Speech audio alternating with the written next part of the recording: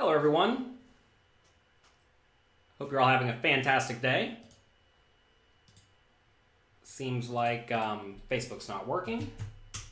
Let's figure out what's going on with that. Give me just 1 second to figure this out.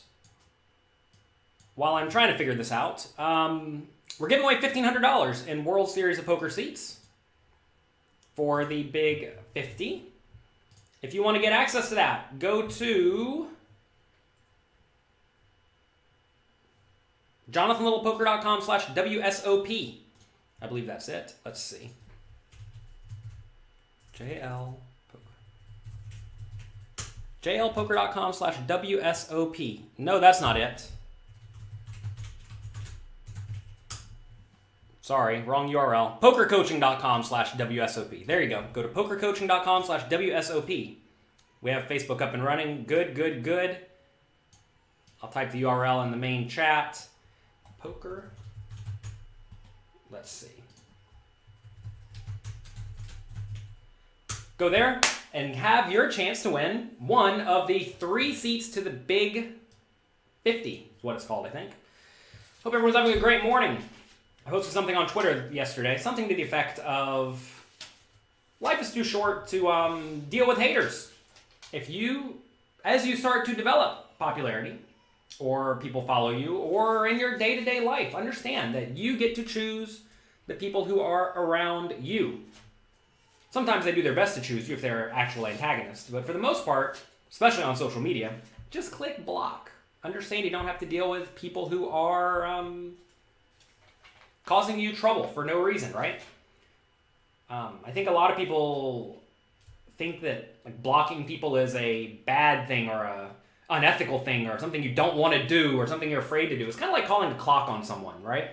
If someone is making the game not fun and miserable, and, you have to understand there's a big difference between like a trolly person who is actually not malicious and a malicious troll, right? Malicious people you probably should be just getting rid of. Non-malicious people, don't worry about them. Because there is a lot of value in constructive criticism, right? But it's very important to understand that you do not have to deal with people being absurd. And you don't need to deal with that. You don't need that in your life. And if you are a hater out there, say you do spread hatred, realize that you have more potential than that. I used to not be the most positive, upbeat person in the world, and I don't know exactly where I changed, but life used to be not so great, and now it's pretty great, and I think it's because we have spread positivity. We've worked with other people. We try to spread good things in the world, and if you spread good things in the world, you'll get good things back. iSplash says, your girlfriend says you need Jonathan before bed. That happens to be your name, but she was talking about my YouTube videos. Well, good. What are my views on running the board twice? Doesn't matter. Completely irrelevant. I typically do not run it twice because I know that I am not going to go on tilt if I lose. Whereas a lot of people will go on tilt if they lose, which is fantastic. At the end of the day, though, I don't think it actually matters so much, but a lot of people do care a lot. All right. Today we're going to talk about how to play small pairs. Louis Philippe sent this in. Louis Philippe is here 95% of the show, so if Louis Philippe sends in something, we're certainly going to answer it. So, first things first, there are many ways to play small pairs, right? Are you strictly trying to set lines? Oh, hi, family. Do you need my help or no? Okay. Oh, Thomas wants to say hello, I see. 1 second. We'll get to small pairs in a minute. Hi. Hi. How are you? Are you having fun? He doesn't want to look at me. He wants to look at all the cameras. What are my thoughts on using a rock in a cash game? I don't know. All that stuff is kind of beyond the scope of this. The number of people who are using a rock in a cash game is incredibly small. What's a rock in a cash game? What is a rock in a cash game? A rock in a cash game is where the winner of the hand has to put in some amount of money blind, usually 2 big blinds. You mean on the next hand? On the next hand. So it's kind of like a straddle. And then the action usually goes around that person pre-flop. So like say you won the hand and you're going to be in the cutoff next hand, right? So now under the gun will go, second position will go, third position will go. We'll get around to the hijack seat. He'll go. It'll skip you in the cutoff. Then the button goes, small blind goes, big blind goes, and then you go. Usually. They change it up. Sometimes that person just goes in order. Basically, it just doubles the size of the game and makes a weird straddle in there. It's like, sure, whatever. Something people do to make their game special, in my opinion. What do you think of straddles? Straddles are terrible. You definitely don't want to be the one making the under the gun straddle. You're just going to lose a ton of money doing that. And button straddling does have its place. It's really bad for the game because it screws the blinds completely. Usually on a button straddle game, the small blind goes first. So they already had the worst position. Now they have the worst position on every betting round. And it's miserably bad for the game. I try to not play games where the button can straddle. If the button can straddle, though, and you're deep stacked, it's great. A good way to beat those games, though, is to play shallow stacked. Because then, everyone else is playing a deep stack strategy. You're playing a shallow stack game. You'll play a different hand distribution than them, and you will win all of the money. What can I do for you? What can I do for you? Today we're going to talk about small pairs, though. So you have a few options with small pairs. Louis Philippe specifically wanted to know about set mining with small pairs. And, well, that's not the only way to play them, but the most obvious spots to set mine is when someone raises and you get to call, right? As long as you are getting roughly 10 to 1 implied odds or better, calling is pretty nice with pocket 10s and lower, give or take. This is all going to be very generic advice, by the way. This is not going to be advice for every single specific spot, but like say middle position raises, you're in the cutoff with pocket 6s, it's fine to just call. Assuming you're playing 35 big blinds or deeper and the raise was to 3.5 big blinds or less. Now, if you're going to get squeezed a lot, if somebody attack's going to be re-raising a lot, then, Thomas found something more interesting. He found his mommy over here. If they find something more, they're distracting me. I'm sorry. It's hard to get a thought together.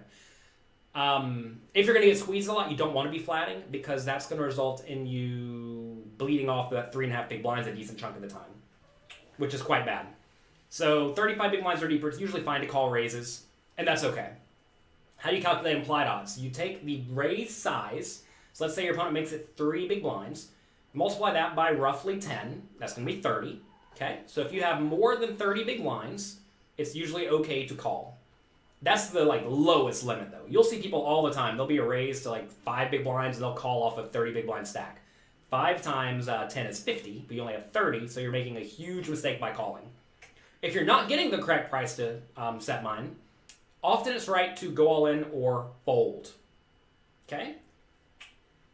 That's usually what you need to be doing. So, say you do have 30 big blinds, someone raises to 4 big blinds from the cutoff, and you're on the button with pocket 7s, you need to be going all in or folding, not flat calling.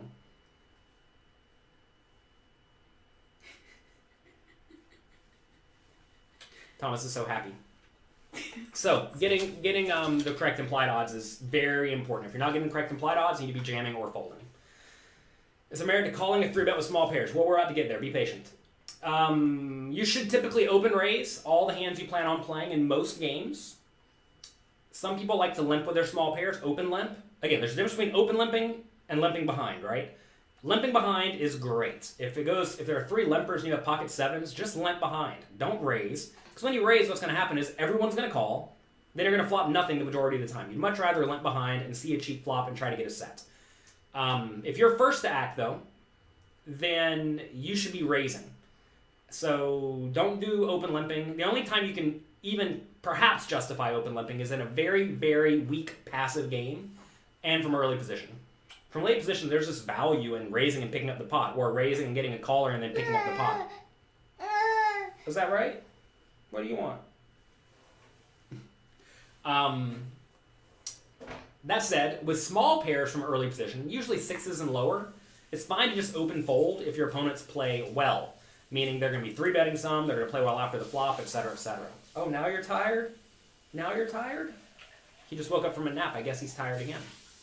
So, with the small pairs, you should just open fold from early position. But if, say, under the gun limps, Mr. Thomas, if under the gun limps, then you can certainly limp behind with pocket 3s, because unless you expect to get raised a lot, it's going to be pretty fine. Now, let's say you are playing 100 big blinds deep. Bye. Love you. Say you are playing 100 big blinds deep. See you. And someone limps early position, you limp behind, a few other people limp, and then someone raises to 8 big blinds on the button, and you have pocket 3s. Say the initial limper calls or folds, you should be calling pretty much every time because now you're putting in 7 more to try to win potentially 100, right? 7 times 10 is 70, and you can get 100. So in that scenario, you should very often be limping in, then calling. Do you think it's cool to call with 2s through 5s in a cash game out of position if you're getting good implied odds? Yes. You're saying a lot of people fold there. So it depends a lot on how bad your opponents are, Jesse. In these scenarios, as your opponents play better, you need to fold out the small pairs more and more often just because they flop so poorly. And when you get a set, there's certainly no guarantee you're going to get paid, right? Really, there are it's almost like two different ways to play the pairs because you need to play them somewhat differently in tough games compared to very soft games. Like in live cash games, 5, 10, and lower, you need to be seeing the flop with small pairs. If you can, pretty much every time, because when you flop a set, you're just going to get paid. Or, it's often very clear when you can pick up the pot. Like, for example, say someone raises, someone calls, you call on the button with 2s, and flop comes, and they all check to you. Just make a third pot bet and pick up the pot, and you win. It's easy, right? So, that's certainly something you should be considering. But yes, if you are the first to enter the pot with the pairs, you want to be raising. All right, next, when do you call a 3-bet? So say we raise with our pocket 6s, and then someone 3-bets us. If we're in position, we can call way more often, right? Just because being in position gives you way more playability. And also you want to make sure you're still getting the right implied odds, which you may not be, right? Like say you raise to 3.5 big blinds in a cash game, and then the player in the small blind makes it 17 big blinds because they blast it, which is not really such a bad strategy. Say they do blast it. Now you have to put in, 13.5 big blinds? If you're only 100 big blinds deep, well, 13.5 times 10 is 135, right? 100 is less than 135, so you should fold. But say you make it 2 big blinds and they make it 4. Well, 2 big blinds and they make it 6 or 7. Now you have to put in 4 or 5 to try to win 100, which is one of the main reasons why you really don't want to be using big raise sizes. Because typically big raise sizes will end up pricing you out with 100 big blind stacks. So you have to be very cautious with that. So yeah, that 10-1 number is pretty important. You're going to get a set on the flop about 1 in 8 times. So you want to make sure you get paid more than that amount for sure. And also the hands are really just difficult to play when they miss. So if you all have any specific questions about the small pairs, let me know. You never see small pairs turned into bluffs, probably because they have no equity. Yeah, small pairs very often are not turned into bluffs unless they have a blocker. There are certainly times for that. In a recent $5,000 buy-in tournament, Sean Winter, very good player, he decided to turn pocket 5s into a bluff against me. I had top pair, though. I think he check raised, flop, bet turn, and jammed river. And I said, like, top pair, top kicker, and call for 200 big blinds. I think the board was something like 10, 6, 4, 3... 9 or something like that. He had pocket 5s. So it's always fun when that happens. Does your strategy depend on the opponents? Yeah, definitely, right? That's why I said if your opponents play worse in any way, either by being too aggressive or too passive, you should be more inclined to play more hands in general. Just because you're going to have better playability, right? Like say your opponent's a weak, tight knit, you can call in position with all of them for sure. And then if they check, you just win the pot. Or if you know they're lunatics, you can now start calling down with small and medium pairs. In cash games with 200 big blinds deep, is it okay to continue versus 15 big blind 3-bets? Well, Louis Philippe, it depends on, again, how bad are the opponents, right? If you make it 3 big blinds and they make it 15, it's okay to fold. It definitely is a rough spot, especially because I think you're going to find people don't stack off for 200 big blinds nearly as often they stack off for 100 big blinds, and they shouldn't, right? So you have to be careful in those scenarios that you don't find yourself in a situation where you are only getting like 4-1 implied odds because your opponents don't double you up every time, right? What it amounts to is as you are putting in less money pre-flop, it's easier to get the full 10-1 or more that you need, right? As you're putting in a larger chunk and the potential reward is smaller, it's worse for you. So like imagine you can get 50 to 1 implied odds, and you do actually collect them sometimes. That's obviously way better than when you're capped at 12 to 1, because that's all the chips your opponents have. You all are saying you're happy that Evan Jarvis Grips joined PokerCoaching.com. We are too.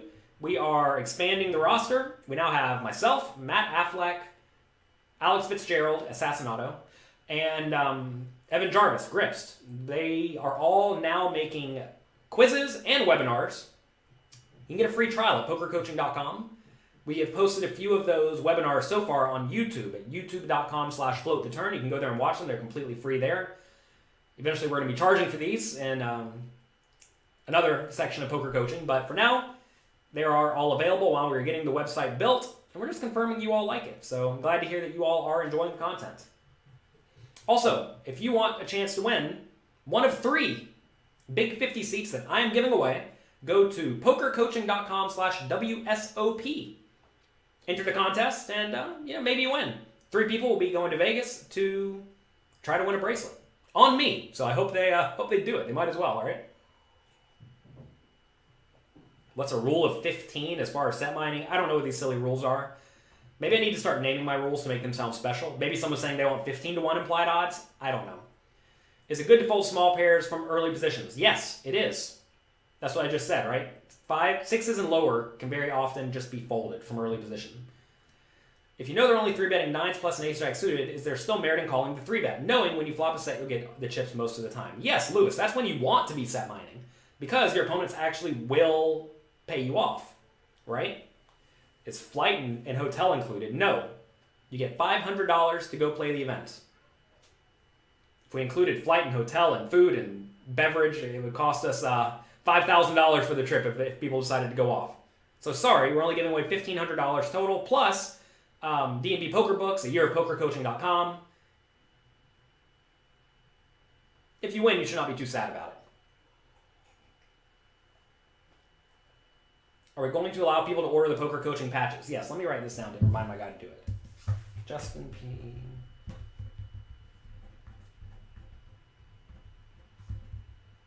Yeah, so I had to mail I had all the patches. I'm sorry, I'm not going to sit there and mail patches to everyone. It's a lot of effort, and I'm very, very busy. I have a guy in Vegas, though, who I sent the patches, mainly because a lot of the final tables are there. He can hand them out. And if you're a Poker Coaching member, we will make a form where you can request it, and we'll get it to you at some point. But be patient. Is it possible to play poker full-time without coaching or writing books and make a comfortable living? No, you definitely don't need to coach or write books. I don't know what would make you think that. It's almost certainly easier to be a professional poker player without coaching or writing books. What's the website to register? I'll type it in. pokercoaching.com/WSOP. And then you just go to pokercoaching.com to get your free trial. So if you spend your time away from actually playing poker, think about what happens, right? Whenever you're a poker player, you really only have 2 things you have to do. You have to play poker, and you have to continue getting better at poker. And that can mean many things. That can mean like getting in good shape, getting in good mental shape, etc., etc. So you don't really have a whole lot you need to do. If you start adding additional things to your life, like let's say, well, you want to write a book, right? That's going to take time away from studying or playing. Say you want to run a marathon, and that requires a bunch of training. Well, it's probably not going to help you with your poker, and beyond getting in better shape, but it's not like the best shape to be running a ton. It's going to not help you get better at poker, and it's going to take time away from the game. What if you have a family? Right? It doesn't really help you at poker.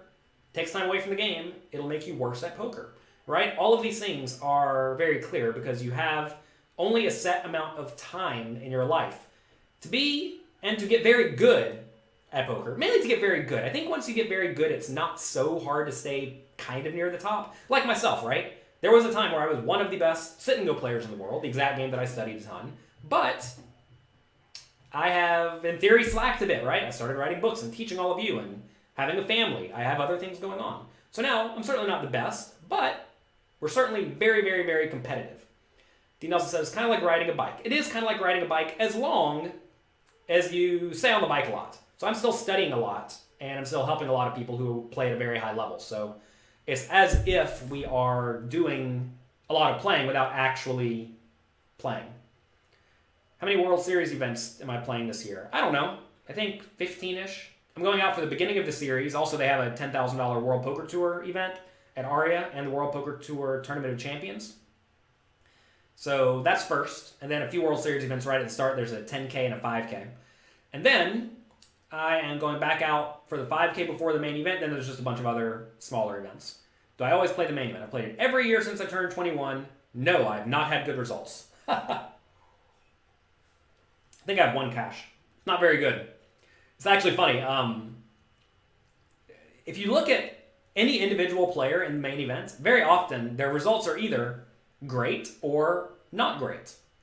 And if you take buckets of people, though, like, for example, me and my 5 friends, we've only had, I think, 2 deep runs in the World Series main event among, 80 entries? Does that mean we're bad? No, it just means it's hard to make a deep run. And if you look at our collective total amount of cashes, we're up like 80% ROI. But I'm down like 80% ROI, and almost everyone else is down 80% ROI. But the 2 big cashes are where you make all the money back. Do I sell action during the series? For the bigger events, but it's already sold out. Let's see. James and Thomas make you worse players. Imagine how good we'll be if you didn't have them. Yeah, I mean, that's the thing, is you have to understand what is most important in life, right? Is your goal to be the best poker player in the world? Well, then you need to get rid of almost everything else you have going on in your life. But that's not my goal. And it's not most of your goals or almost anyone's goal. When I was 21, though, or 18 to 21, poker was the only thing I cared about. I played and or studied literally 14 hours a day, every day, no off days. And that's how I got good. And if you talk to all the other good players, that's how they all got good. All right, small pairs. What happens when you do flop a set? Well, when you do flop a set, you need to be... Well, first off, if you're the aggressor, you just need to keep betting. Don't be slow playing your sets. That is almost always a mistake. If you're not the aggressor, you need to be raising with your sets. You need to be check raising or raising when your opponent bets, assuming you do not have the range and nut disadvantage. Now, let's say under the gun raises, you call on the button. Flop comes ace, king, 2. And you have pocket 2s. If your opponent bets, you should not raise.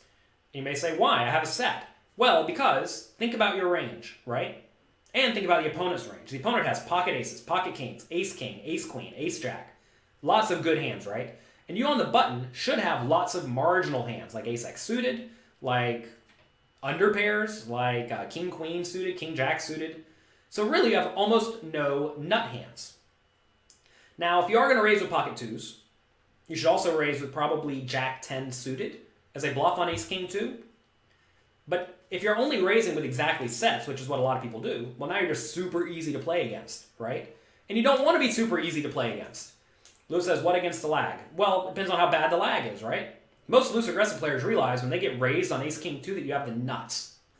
So, I mean, the times you want to raise in that spot is when you're against a weak passive player who, when they bet, they just have a very good hand, right? So you don't want to raise the loose aggressive players. That would be an even bigger mistake. You want to raise the very tight players who, you know, when they bet, they must have ace queen or better. That said, understand on ace king 2, if your opponent goes bet, bet, jam, 2s are not in very good shape. Sounds crazy, I know. But, I mean, they're in fine shape. You're not going to fold. But you lose to aces. You lose to kings. And you're only beating ace king. Obviously, there are more ace kings than aces and kings. But still, it's not like you're fist pump getting the money in. Why is live poker so expensive? I don't know if it is. You'd invest in your kid's future for the World Series main event buy-in, and they would appreciate it forever. I'm not sure what you mean, Julie. You mean in terms of the actual buy-in amount? If you look at most prestigious events, they do play for lots of money. That's what makes it prestigious, right? If you're playing for no money, well, then you're just playing for fun. And there are many games you can just play for fun, but very few games are played at a high level for effective fun. And most of those games aren't actually that competitive. Sure, there are some people who are very competitive at them, but they don't attract the best talents, which is an important concept, right? I mean, this is why you see a lot of very, very smart people getting into poker, because it's a way to go from having no money to a pretty good amount of money. That said, I mean, we currently have a problem in America where if you look at all of middle America, essentially, all of the smartest people, whenever they turn 18 or 21 or whatever, they leave. And then they go to New York, San Francisco, Los Angeles, Chicago, right? They go to the big cities and do finance jobs or lawyering jobs or whatever. And that can be correlated, or it's not necessarily correlated, but it looks a lot like games, right? You're going to find the smartest people very often getting into games where the most money is at stake. So this is why you see some esports where lots of money is at stake attracting the best game players. As opposed to games where almost they don't play for any money or almost no money. Those games often just don't have prestige. Anyway, poker's played for a lot of money. Why? Because people want to play bigger and bigger. As you can see. What's the sickest beat you ever witnessed live? I don't know. I don't worry about bad beats. I know I lost with quad kings once. It came king, king, 3, ace, ace, and limit hold'em. I lost a bunch of bets. That was fun. We ever pull a Phil Hellmuth and wear a hat that says 2 times World Poker Tour Champion and World Poker Tour Player of the Year? Yeah, if you make it for me, maybe I'll wear it one day. We'll see. All right. So yeah, set mining. When you do set mine and you make a set, you very often need to be raising. That's just going to be the right play. Unless the board is very good for you and you also lack the nut advantage. Say the board's instead Queen Jack 2 and you have pocket 2s, you should be raising there pretty much every time. Because you have Queen Jack, you also have Jacks, you have 2s, you also have stuff like King 10 suited, 10 9 suited that would like to raise as well. So there are many more bluffs that have equity, and you have more nut hands, right? So understand the difference between Ace King 2 and Queen Jack 2, or especially 9 8 2, right? On 9 8 2, you should definitely be raising. How do you recognize when someone else has flopped a set? Well, first off, are they terrible or are they good, right? If they are terrible, then very often they're only raising with sets, right? Weak type players often only raise with sets. For example, you open under the gun and a weak type player calls on the button. If you continuation bet Ace King 2 and they raise you, well, if you know they're only raising 2 pair and better and they don't play Ace 2 suited, they have Ace King or they have pocket 2s, or they have maybe slow played aces or kings, which they probably don't. So against very bad players, it's easy. Against loose aggressive players, it's essentially impossible unless they have very clear bet sizing tells or something like that. So you're not supposed to know when your opponent has a set. You're supposed to lose 2 sets in general. As your opponents play better and better, it's going to be more and more difficult to understand or see whenever they have a set. And that's okay. You just want to make sure that you're playing your sets and your draws in the same way. We discussed this thoroughly at pokercoaching.com because if you're easy to play against, you're just not going to win any money. So make sure you are playing your ranges in a sound manner. Shouldn't you raise on Ace King 2 to protect your sets against Broadway draws? How many outs do Broadway draws have? 4? Think about the hands your opponents would like to keep bluffing with on the turn, if they're good. Queen Jack, Queen 10, and Jack 10 suited, right? There are no other obvious bluffs. So, in that scenario, you are happy to call the flop in exchange for letting your opponent continue bluffing on the turn in the river. So no, you're not raising to try to protect your hand. The idea of protection with a hand that's the effective nuts is usually not a great idea, just because your opponents are usually drawing pretty thin, and when they don't get there, if they're decent, they're going to keep bluffing. Of course, not everyone is decent, right? Let's see. Say we have pocket 5s on 7, 6, 5, all clubs. Does that change our betting strategy? I mean, if you raise pre-flop and it comes 7, 6, 5, you should probably just bet. And you should bet big. On boards that are very coordinated, you typically want to be betting and raising large. Yeah, Lewis says, fact number 542, don't fold a set. Yeah, that's right. Don't fold a set. Ugly Tuna says you want to keep the weaker hand in. Yeah, you want to keep your opponent's range as wide as possible so that they continue bluffing. So yeah. All right, so let's talk about now whenever we're shallow stacked. When you're shallow stacked, say you have 15-ish big blinds or less, if you are first stacked, you should usually be going all in or folding. I would generally not recommend using small pairs in a min-raise shove or fold strategy or a limp shove or fold strategy. It will be always part of the shoving range is what it amounts to. And so for that reason, you can just pretty much blindly follow a push-fold chart. So you can go look up the float the turn push-fold chart and go to jonathanlittlepoker.com/app to get it. Let me type this in.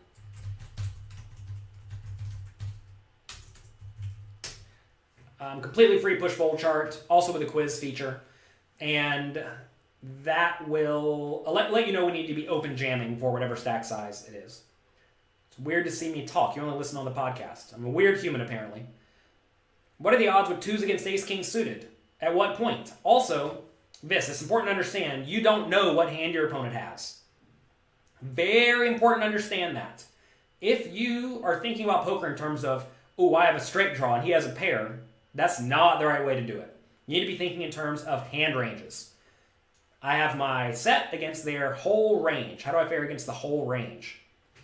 What's the biggest bluff I've done? I don't know. I mean, Cameron, these are things that I just don't know because it doesn't matter. I try to remember things that are very, very relevant.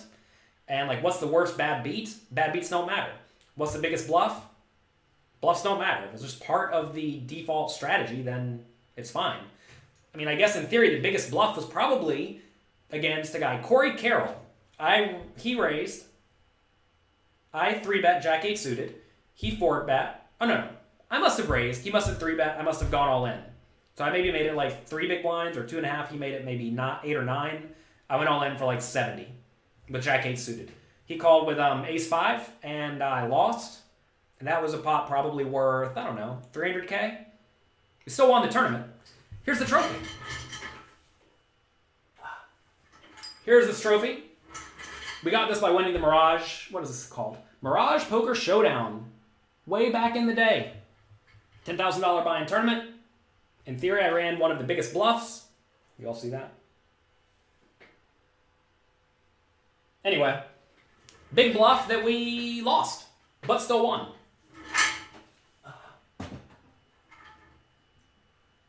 And they gave you a nifty little World Poker Tour bracelet too.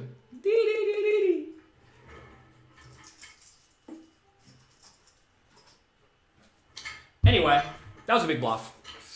But yeah, he called off with ace-5 offsuit, and it came ace-5-5.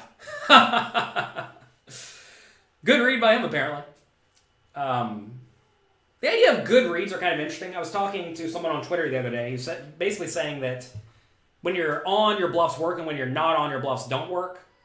And I generally disagree with this. I think it's a way that people look backwards and say, oh yeah, I was hot then. In reality, if you run 100 bluffs, you are going to have streaks of 5 or 10 bluffs where you just win all of them. And you have streaks of 5 or 10 bluffs where they just all fail. And you could certainly be playing your best, focusing well, and your bluffs just fail, right? In that scenario, maybe, I'm not saying this is true or not, but perhaps Corey was just making a big call. Sometimes it works, sometimes it doesn't. And sometimes you're right, sometimes you're wrong. Poker is a glorified guessing game where you get to use math to guess a little bit better.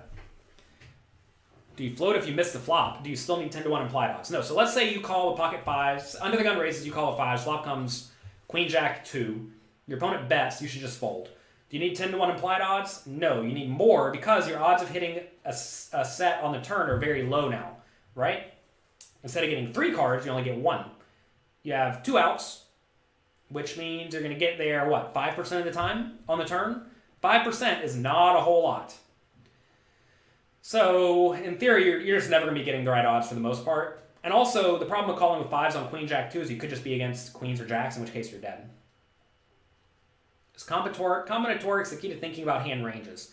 At a very high level, I think for simplicity, it's not necessarily required. But it is relevant.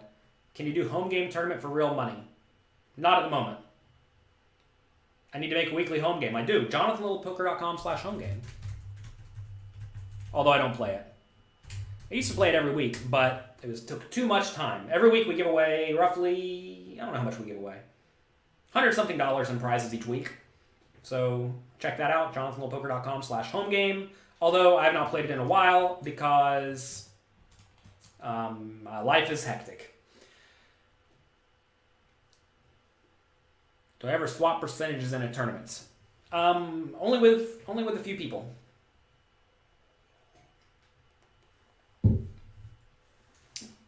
But so yes, with a small stack, 15 big blinds or less, you should pretty much be following a push fold chart.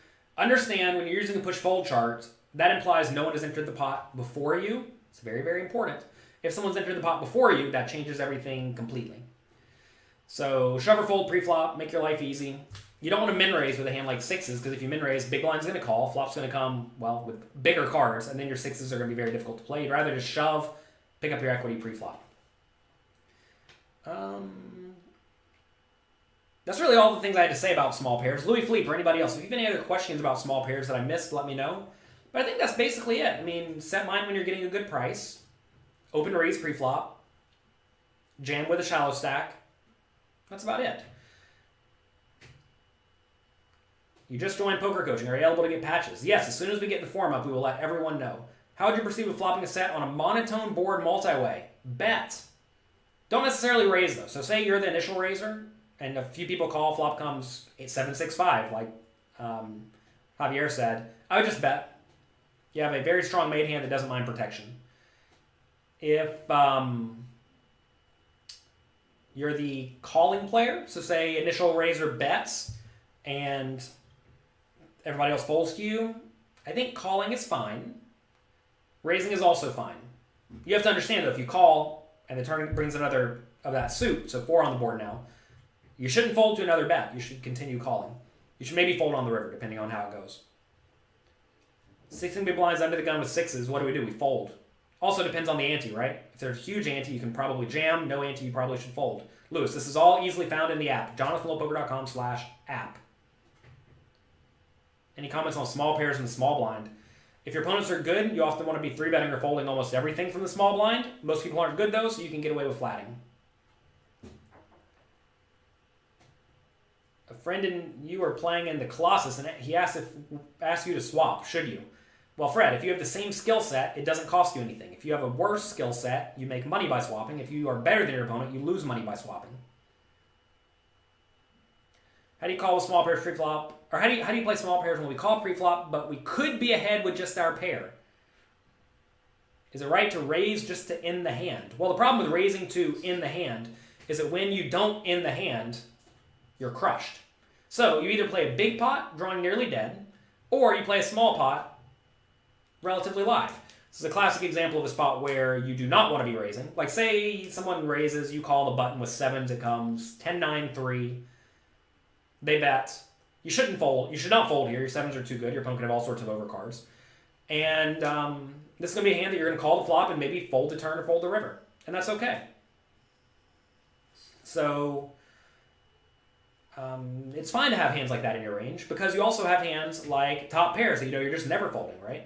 You always want to make sure you're folding out roughly 30-ish% of your range on each betting round if your opponent's using big bet sizes.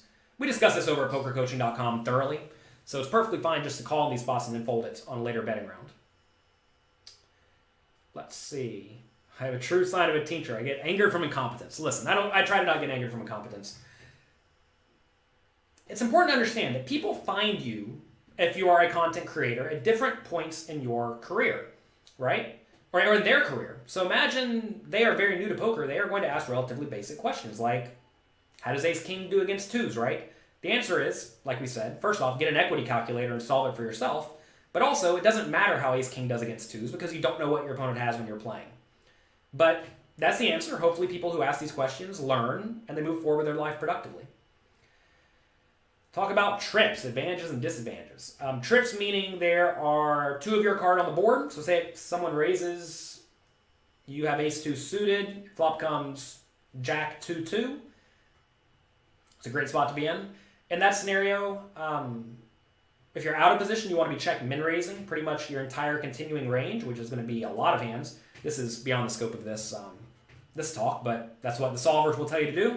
Check raise the sets, check raise trips, check raise top pair, check raise middle pair, check raise backdoor flush draws, check raise a lot, bet small again on the turn, and then blast the river. It's a pretty nice strategy. I mean, but disadvantages to trips? No, you want trips. It is important to understand, though, when your hand is marginal and when it is premium, because very often trips are not actually that premium. I busted a 25K tournament, actually, where under the gun raised, small blind called, big blind called. I think I had like 10-8 or something like that.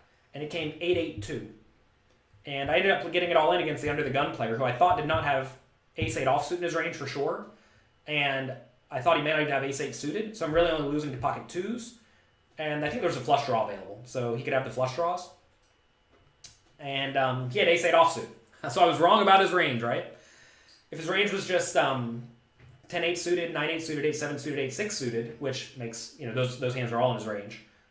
There are enough combinations of those to stack off, but if his range also contains ace-8 offsuit, it becomes very, very bad to stack off. So it's important to understand the range. Do we discuss database analysis? No. Although I know Alex Fitzgerald does a lot of that. Because you've got which bluffs you should include to balance your range. When you have a tight set, or when you have a set and a tight image. Again, we discussed this thoroughly at Poker Coaching. Go to pokercoaching.com, sign up for your free trial, and go through the homework challenges. Because we go through this in depth.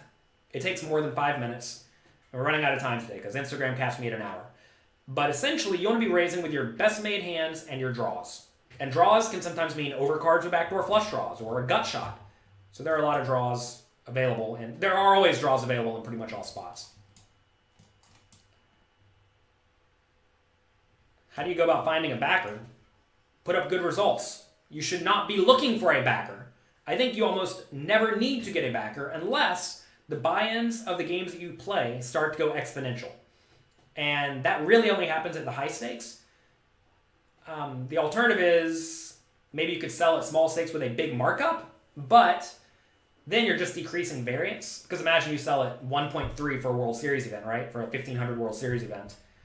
Then I think people put in half the money and you end up getting like 60, is it 65%? I don't know. It's some amount of them, maybe 57.5%. But no, you do not need to get a backer. You need to get good at poker and learn to win. And if you have no results, it implies you either have not devoted significant time to the game or you're not that good. But he also says you turn backers down because you have enough weight on your shoulders. It's important to understand that all the backee owes the backer is to play well. That's all you owe them. You don't understand why 2s through 5s are folds from early position, but other speculative hands like ace-x suited and suited connectors are okay to play. They're all very close, right? 3-bets are still a concern, right? But with small pairs, very often you have to fold to the 3-bet, or you should fold to the 3-bet, depending on stacks. But also, small pairs get set over setted sometimes, which is a very, very rough scenario. And also, when you make the nut flush or straight, you just know you have the nuts, right? Whereas with a set, you don't necessarily have the nuts.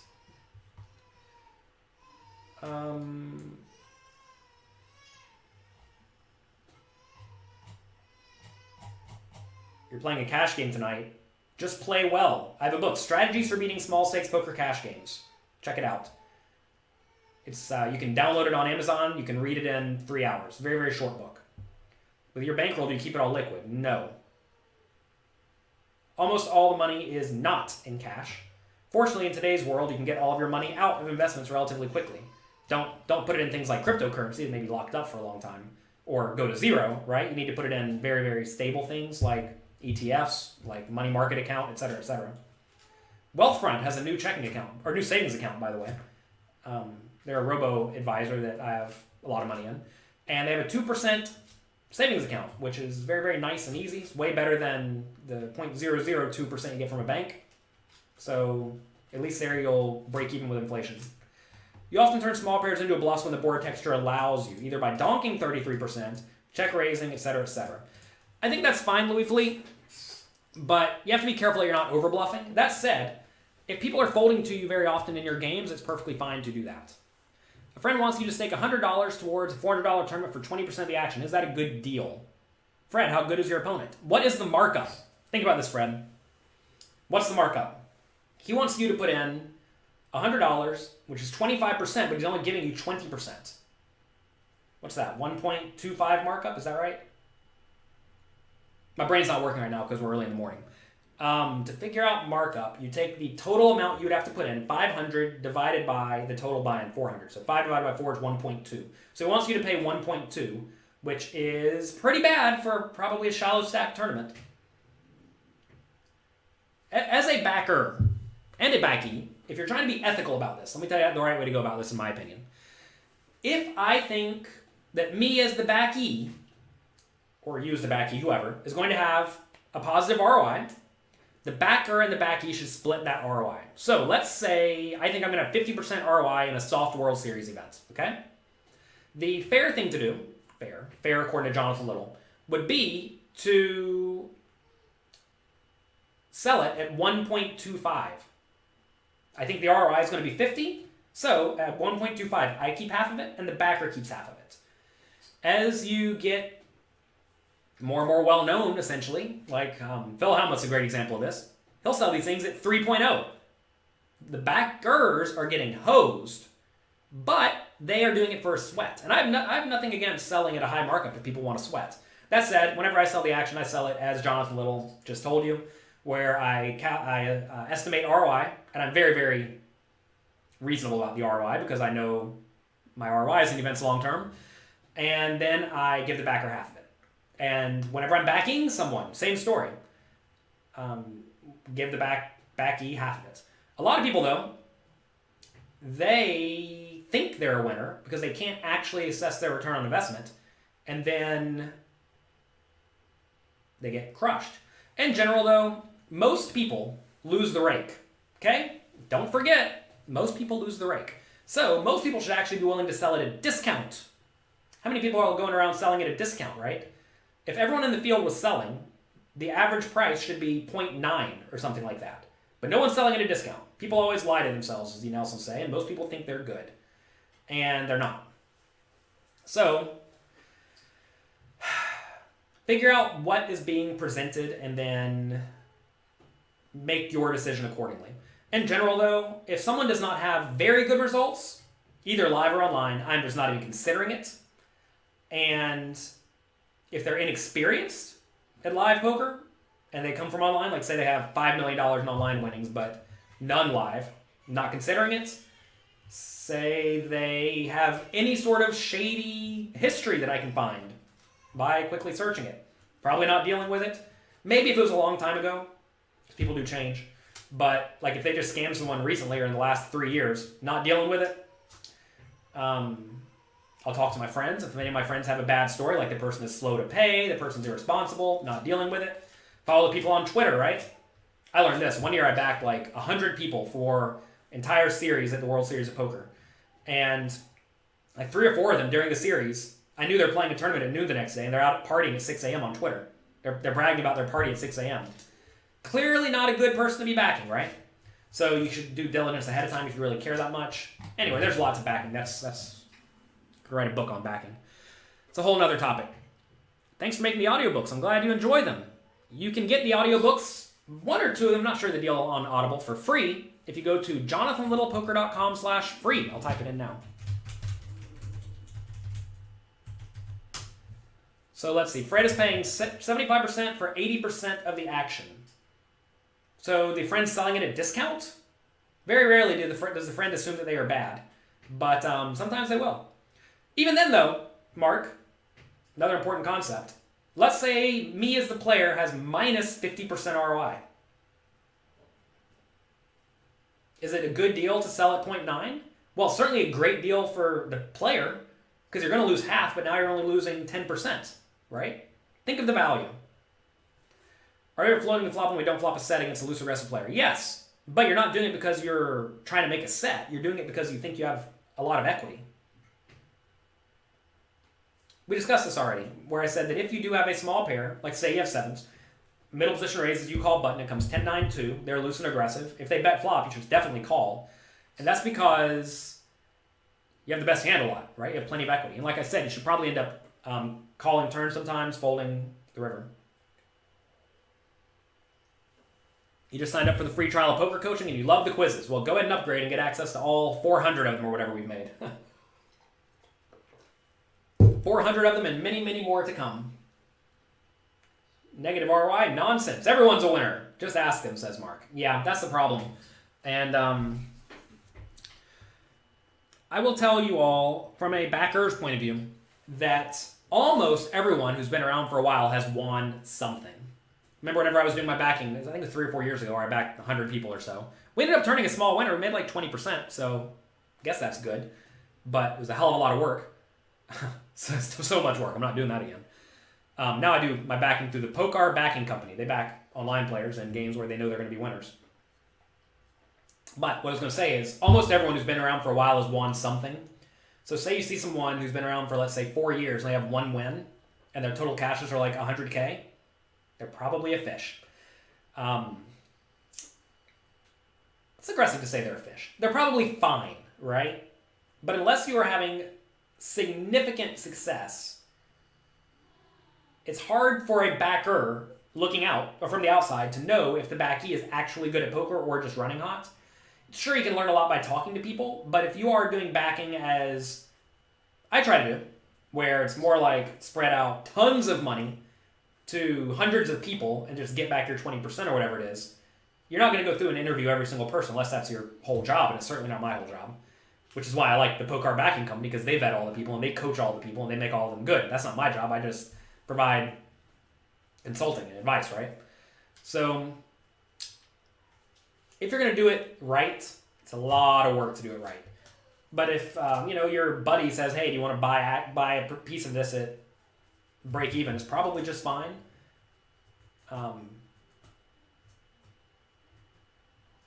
Sometimes if you're the player, you will make a deal with your friends, right? Like I'm trying to think. The World Series main event, I will probably swap with 2 different people who are definitely worse than me, but they're my mentors in life, and they help me a ton. So what's that worth, right? Don't be a stickler saying, oh, I'm better than you, so you have to give me more equity, or I'm not swapping with you, or anything like that. Understand that if someone is giving you life advice, I would just give them 5% of my main event if they wanted it, right? I mean, if I had to pay them $2,500 a year, assuming a gigantic 5% ROI or 500% ROI, I'd pay them $2,500 a year for their advice, and they give me it for free. So don't be ridiculous. But at the same time, if you have 100 people in your life like that, well, then you have a problem. If you don't understand backing, if you have significant success, why do you need backing? Well, first, because you don't have the money. How would you not have the money? A few ways, right? First, you could spend it. A lot of poker players spend all their money on a house, on clubs, on cars, on clothes, on drugs, on alcohol, on relationships, on charity. They spend their money on all sorts of stuff. So that's where their money goes. Also, we mentioned earlier, as the buys go exponential, you may need backing. For example, I need backing for $100,000 tournaments. I don't have $10 million yet. Maybe one day. But if I'm playing 100K, you can bet I'm just going to be selling 80-ish% of the action. Good buy-in size for me is 10 to 25K. We have a very adequate bankroll for that. I'm not trying to go broke. I'm not gambling hard. So that is why someone like myself would sell action, but that's because the buy-ins are going exponential, right? Because the normal buy-in you get to play is like $3,000 on average. So if you're playing a bunch of 3Ks, but then there is a 100K that's equally soft as a 3K, you would like to play it. Are you playing sets differently in tournament versus cash games? Probably not. On wet versus dry boards? Absolutely. Right? Are you trying to get in before the river more often in tournaments? No, that's all kind of silly. I typically don't think so. Do you see any upside in playing the GTO bots for practice? They are expensive. Expensive in terms of what, Jesse? If you can find a GTO bot that plays perfectly and it charges you $1,000 and you can learn to play as good as a GTO bot, you think that's not worth $1,000? How are the dynamics in 2-2 games in Vegas? I have no clue. Loose, weak, passive. Everyone's probably not very good. So Sean gives a good example when you should not be backed. Cash games are a great example of a game where you really have no reason to be backed, again, unless they go exponential. Like in Vegas, for example, if you look at the mixed games, the games go like 2-4, 3-6, 5-10, 10-20, 15-30, 100, 200, 400, 800, 1,000, 2,000, right? So it really gets ramped up fast towards the end. So it may make sense to get backing as you are ramping up towards the end. And that is what happens in the poker world. It gets exponential because money is very relative, right? Understand that, $1,000 to you is different than $1,000 to me, and it's different from me to a billionaire, right? It's important to understand those differences. So Anyway, there's usually no reason to get backed in cash games unless there is an abnormally huge game that is abnormally soft that you would not be able to play in yourself. What's a solid ROI in cash games? It's not really how cash games work. You need to look at your hourly rate for cash games. Any spots to slow play sets? Well, Louis Philippe, remember the Ace King 2 example. You're not really slow playing. You're playing it slowly because this is not a spot where you want to have a raising range. Top set on dry boards is a hand you can conceivably slow play. Nothing wrong with slow playing top set on, like, say you raise pocket jacks and the button calls and it comes jack 5, jack 7-2, jack 6-2, something like that. In that scenario, you should do a lot of checking, but that's just because your opponent's drawing really thin. That said, you want to be betting small with almost your whole range in that spot, so you're still probably just supposed to bet small. You typically want to be slow playing when your opponent will blindly attack weakness. That's like the most obvious time. But also, if you are going to have a checking range, it is good to put some nut hands in it, especially if they're not susceptible to being outdrawn. Are you going to play the series this summer? Yes, we already talked about this. I'm going to play the beginning and the end. Before it, there's a World Poker Tour event at Aria, a 10K, and a 15K Tournament of Champions. So 2 tournaments I'll be playing. Then there's a 5K and a 10K right at the beginning. Then I'm going home. Then I'm coming back a few days before the main event. There's a 5K then. And the main event and a bunch of other stuff. Also, we're having a breakfast for everyone who's a poker coaching member. If you want to attend, that's going to be July 5th at 10 a.m. at Hash House at Go-Go, I think. Subject to change. If you're a poker coaching member, you will get an email probably in May confirming. Am I going to Fort Lauderdale? Nope, I have a baby. I'm not going anywhere until May unless something insane comes up. So no traveling for me. We have priorities. What's a good hourly rate for micro stakes? It depends on how many tables you're playing, how many hands you're playing per hour. If you're playing online, your big blind per 100 hands is the metric you want to be using. J-Dub asked the exact same question as Nick, except for he said Borgata. No, not going anywhere. Not traveling. What percentage of your bankroll do you recommend using for tournaments? Go to jonathanlittlepoker.com/bankroll.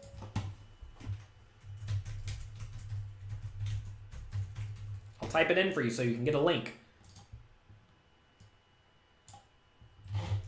There you go. jonathanlittlepoker.com/bankroll. Now you'll never have a bankroll question again. Actually, you may have a few questions. I'm thinking about expanding it, making it to sort of a bigger book, a monograph. I'm not exactly sure. But it's a lot to bankroll management, and it's important to understand it thoroughly. Do I recommend the Jeff Lang book? I have read it. I don't quite remember it. I will show you a good book. This is a good book. I like this book. PLO Quick Pro Manual by, says Casino Crime. PLO Quick Pro Manual. It's a big book. Solid book. That said, I think its MSRP is $300. So, expensive book. I'm actually working with D&B Poker to help get together a Pot Limit Omaha book by very, very, very popular vlogger. I'm very excited about this. It's not going to be like the most advanced book. That'll be coming in the future. But I'm really excited about that. We'll talk about that more in the future. All right, I have to go. Instagram's telling me I have no time left. Have fun. Good luck. Enjoy your day. Oh, if you want to try to win one of 3 World Series of Poker seats to the Big 50, they're $500 buy-in seats, go to pokercoaching.com/WSOP, and you can be entered to win that. You tried to get to Vegas last time, but couldn't make it. Bad beat. One of the players there actually won a World Series of Poker ring, a circuit ring, about a month ago. His name's Tom. He won it at Thunder Valley for $190-something thousand. So congrats to Tom. All right, have a great weekend. Have a good Friday. Be nice to someone. Be useful to someone. Be helpful. And add value.